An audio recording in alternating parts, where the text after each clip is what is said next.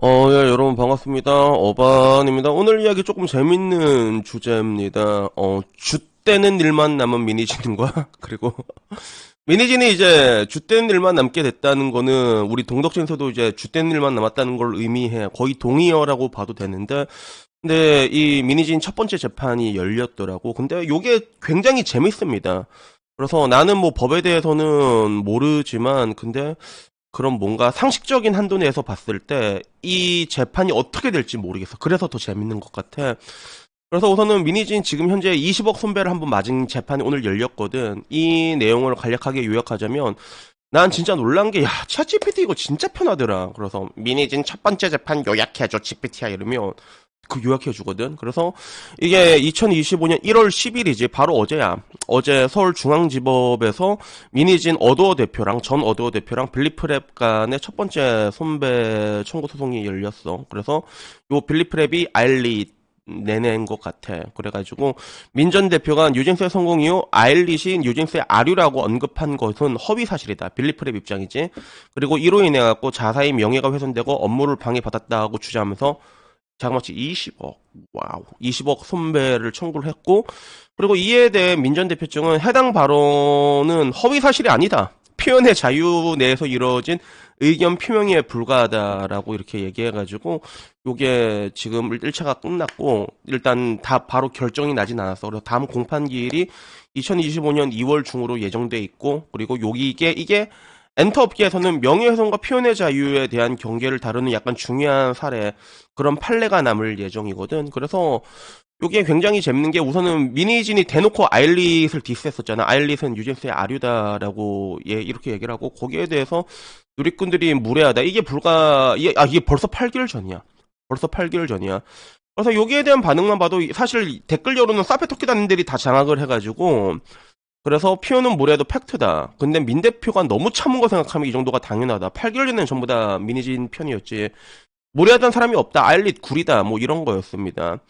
뭐 그 와중에 하이브는 구체적이고 법적인 증거를 가지고 움직이고 미니지는 감정만 호소하고 있지 않냐, 질 떨어진 얘기를 하고 있다 이런 이야기도 있긴 있는데 거의 뭐 다 언론은 미니진 편이었지. 그래서 뭐 그 당시에 보면 뭐 동작 같은 거 있잖아요. 안무 같은 거 이거 빼 이거 본 사람 뭐 말인지 알 건데 여기에 대해서 뭐 이제 비슷한 것만 다 뽑아서 표절했다 이런 얘기가 있는데 근데 그 영상만 보면 정말 표절한 느낌이 들거든. 비슷한 안무들이 많다기보다는 그 수많은 안무 중에서 비슷한 걸 딱 뽑아서 그걸 다 붙이니까 그렇게 볼 수밖에 없었던 거지. 근데 여기에 대해서 아일릿은 뉴진스들을 표절한 적이 없다라는 그런 반박을 하고 있어. 그래서 오죽했으면 뉴진스 아류 그룹 폭발한 아일릿의 반격. 그래서 뉴진스 아류라고 한 거에 굉장히 좀 이제 빡이 친 거지, 그지? 그래서 아일릿 소속사 대표 김태우는 미니진 대표가 이제는 파스텔 톤의 색감, 한복의 색상 이런 것들이 유사하다고 주장을 했다. 주장할 필요 없어서 색감까지 표절이라고 주장을 하냐?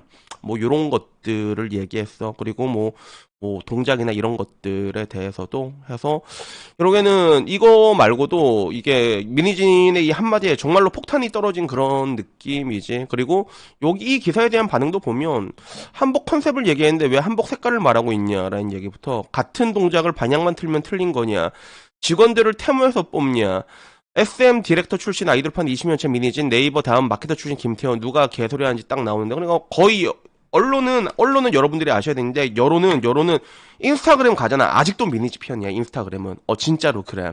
아직도 인스타 지금 와서는 좀 많이 이제 대가리들이 많이 깨졌거든. 많이 깨져가지고 좀 원래대로 좀 돌아오고 있는데 난 맨 처음에 내가 틀린 줄 알았어. 내가 얘기해놓고도 야 이거는 애초에 말도 안 되는 거 아니냐. 이거는 미니진의 그 민두광이의 쿠데타인데 말도 안 되는 쿠데타인데 근데 전부 다 그 미니진 편 들고 있으니까 근데 이게 결국에는 그 여성들의 단합력이잖아.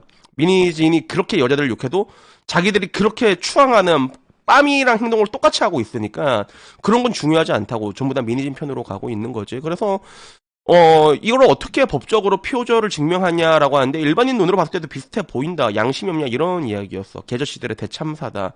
뭐 요런 이야기들이 있었나. 뭐 미니진이 참 힘들었겠다.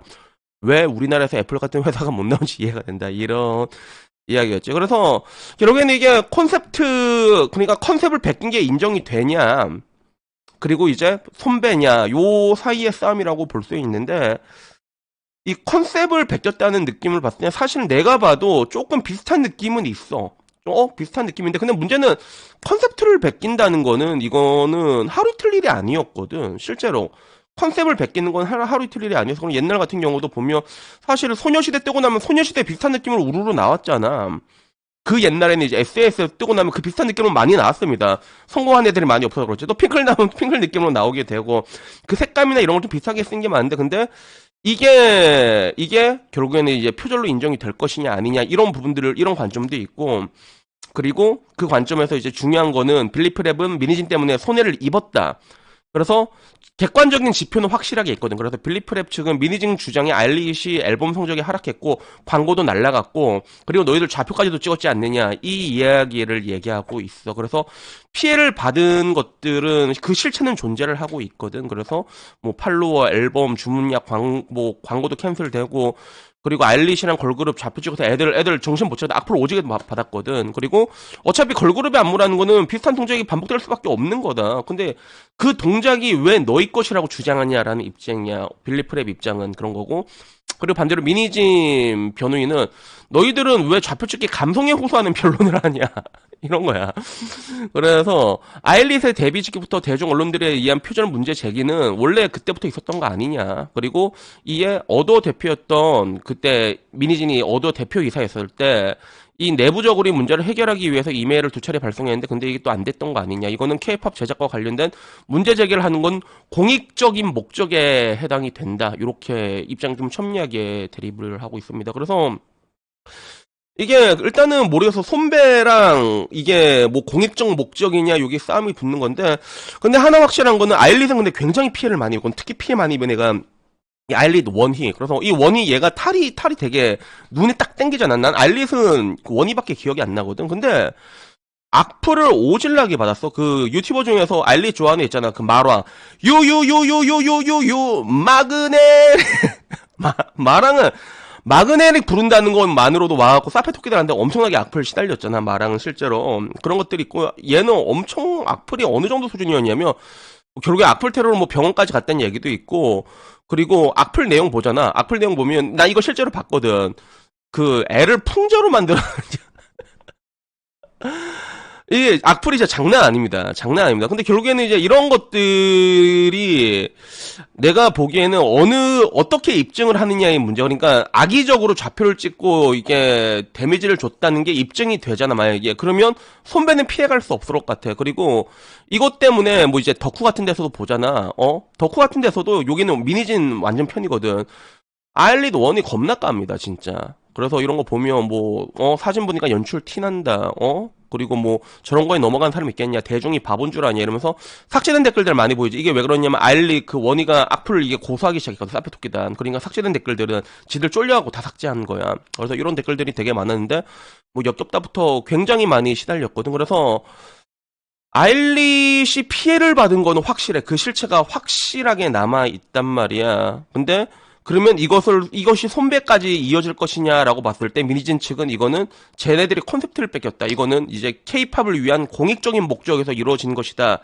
이렇게 싸움이 되고 있는데 근데 이게 어떻게 될지 난 잘 모르겠어. 이거는. 그래서 이게 좀 약간 상상이 잘 안 되긴 하는데 근데 만약에 법이라는 게 그리고 또 지금 와서는 사법부라는 게 그 지들 줏대로 움직이니까 아니 진짜 거짓말 아니라 판사 출신 변호사 아저씨도 그 얘기하더라. 옛날에는 뭐 이런 사건이 있으면 뭐 상식대로 흘러가는데 지금은 판사인 내가 봐도 이게 사람의 성향에 따라서 너무 다르게 나온다고 얘기를 해가지고 그 미니진의 사랑의 조소리 만약에 먹혔다면 약간 다르게 나올 수도 있는 것 같긴 한데 근데 문제는 엄청나게 피해를 본 건 사실이거든. 그 실체는 존재한단 말이야. 근데 이것으로 20억 손배가 과연 성립이 될까라고 했을 때는 나는 그것까진 잘 모르겠어. 되게 어려운 부분들. 여러분들이 보기엔 어떨지 모르겠는데 이게 20억까지는 안 나올 것 같고 한 벌금 있잖아. 벌금 정도 수준으로 한 5천만 원? 한 그 정도?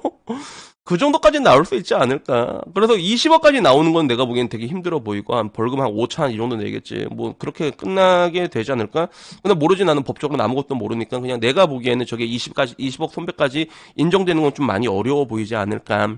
뭐, 제가 보기엔 그런 건데. 근데 문제는, 진짜 문제는 이제부터 시작이야, 진짜 문제는. 이미 여론은 뒤집어졌잖아. 물론 일부 그런 여초 집단이라던가 지금 뭐 덕후 같은 살인쿠 같은 여초 집단이라던가 인스타에서나 아직도 그 미니진을 빠는 그런 말 정신 나간 애들이 많긴 하지만 미니진한테 남은 거 가장 중요한 거는 이제 가장 중요한 옵션이죠, 옵션. 옵션을 이제 260억을 받아내냐 영원히 있냐 이 싸움이 아직 남았거든. 그래서 원래는 이 옵션이 1000억이었는데 그 사이에 뉴진스업 활동이 멈추면서 매출이 줄어들어갖고 그 옵션의 지분을 팔아야 되잖아. 지분을 팔아야 되는 게 그게 매출이랑 연동되기 때문에 그 사이에 떨어진 거야. 4분의 1 토막 난 거야. 그러니까 근데 문제는 이렇게 쿠데타를 일으켰으니까 주주간의 그런 성실 의무, 신의 성실 의무를 이제 위반했다는 게 입증이 되면 이제 한 푼도 못 받고 나오거든. 그래서 이게 아마 어떻게 될지는 모르겠는데 나는 개인적으로 그런 뭔가 좀 정의사회 구현이란 측면에서 봤을 때는 한 푼도 안 받고 나간 게 그게 나한테는 내가 원하는 결과는 그거야. 그러니까 문제는 법리적으로 봤을 때는 다르게 나올 수 있겠지만 나는 그런 걸 원하고 그리고 솔직히 좀 이렇게 회사 생활 하다가 여러분 좀 이게 죽 같은 일이 있고 그럴 수도 있습니다. 그럴 수가 있는데 근데 나는 만약에 그런 방시혁급의 그런 막 방시혁 같은 사람이 와가지고 나한테 내 능력을 저렇게 인정해주고 저렇게 대우를 해주잖아. 막 지분 막 18% 주고 그리고 의장님 제가 근데 액면가로 이게 주시는 건 너무 감사한데 제가 옷가네가 없어서 그러면 내가 빌려줄게 이 개이 새끼야 이렇게 욕해도 야 나는 저렇게 만약에 누가 나한테 방시혁 시혁이 형이 나한테 막 저렇게 하잖아. 야 나는 진짜 방시혁을 위해서 죽는다. 난 진짜 난 저렇게 대우해주잖아. 아니 나뿐만이 아니라 보통 남자라면 저런 상황이잖아. 죽습니다 진짜. 야 저런 사람이 날 이렇게 인정해준단 말이야. 야 옛날에 그 전두환 밑에 있는 장세동처럼 죽는다니까. 충성을 다하는 거야. 그래서 내가 어제도 말했잖아. 방시혁이라는 사람이 약간 괴팍한 부분들이 있는데 저렇게 플렉스 한다는 게 절대로 쉬운 게 아닙니다, 여러분. 저 정도로 저렇게 하는 게 진짜 쉬운 게 아니야, 저게. 그래서 약간 괴팍한 부분이 있지만 톤은 확실하게 큰 사람이거든, 그게. 근데 저렇게 되는데 저거를 통솔 쳐, 진짜. 이거는 말도 안 되는 거야, 여러분. 진짜 말도 안 되는 거야, 진짜. 홀리 마더 퍼킹 쉐샤 이거는. 그래가지고 결국에는 이제 재판들이 남아있고 옵션도 이제 앞으로 남아있는 게 있는데 근데 하나 확실한 거는 미니진 밑에 남아있는 건 이제 내리막길밖에 없다는 거지. 내리막길밖에 없고 사실상 엔테그에서 매장을 당하는 게 당연한 수순이라고 보고 있고 그러면 그쪽으로 이제 원래 쿠데타 실패하면 다 같이 죽는 거야. 맞잖아. 성공하면 혁명, 실패하면 반역 아닙니까? 근데 약간 반역 이미 다 뽀록 났기 때문에 같은 라인을 탔던 사람, 같은 라인을. 그래서 방금 전에도 내가 전두환 장세동 얘기했는데, 야, 하나의 쿠데타가 만약에 실패했잖아. 쟤들 다 뒤졌어. 근데, 민두광이 밑에 유진스는 어떻게 되겠어, 당연히 같이 뒤질 수밖에 없는 그런 운명인 거지. 그러니까 쿠데타라는 거는 진짜 운명 공동체라고 봐야 되거든, 진짜 말 그대로. 성공하면 혁명이 되는 건데, 근데 안타깝게도 그게 실패한 걸로 보여져. 매우 그렇게 보여지기 때문에 앞으로 민동환과 유젠스의 앞날에 남은 건 무궁한 영광이 아니라 끝없는 내리막. 지옥에는 바닥이 없다는 말이 있잖아. 그 끝없는 바닥으로 이제 추락하는 일만 남은 게 아닌가 뭐 그렇게 생각이 듭니다. 그래서 여튼간에 뭐 오늘 이야기는요 여기까지고요.